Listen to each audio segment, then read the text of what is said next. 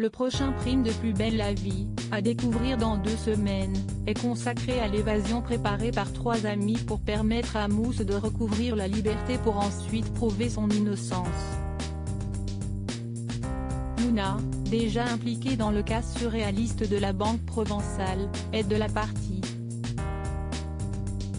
Noé, lui, réalise qu'il a été dupé par une voisine décidément bien encombrante et prête à tout pour le conquérir.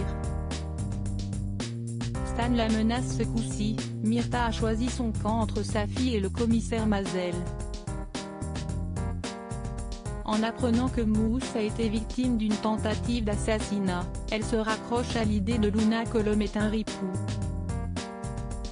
Ainsi, elle lui donne 1 heure pour faire ses valises de l'hôtel. En prison, Pavel exige des Liberati une trêve et les prévient que Mousse est de sa famille et qu'il répliquera s'il est attaqué une nouvelle fois. Hospitalisé, le jeune handicapé reçoit la visite du directeur de prison qui lui propose de participer à l'atelier théâtre. S'il refuse, il sera envoyé au trou pendant 3 semaines et l'évasion tombera à l'eau. Plus tard, Pavel échange du fameux plan avec le principal intéressé mais Stan les épie dans le couloir. Il s'est apparemment reconverti en surveillant de prison malgré un casier judiciaire long comme le bras et son sourire semble indiquer qu'il a intercepté la discussion. Noé souhaite à nouveau la mort de Lola. Noé, de son côté, continue ses échanges par correspondance avec Manon, sans vraiment savoir où cela va le mener. Lola, qui tient la discussion, est réprimandée par son frère et sa mère qui l'avertissent du jeu dangereux auquel elle est en train de participer.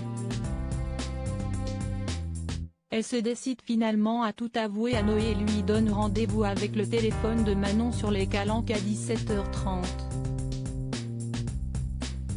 En l'apercevant, le fils de Blanche comprend qu'il a été manipulé et se met à l'insulter violemment. « Tu voulais ressembler à Manon ? Tu as gagné, à mes yeux, tu es morte Lola ». Quelques jours plus tôt, il avait émis le souhait que l'adolescente soit morte à la place de sa petite amie. Avec la présence de 3,22 millions de Français, France 3 a signé l'une de ses plus belles performances de novembre en enregistrant une part de marché à hauteur de 11,9%.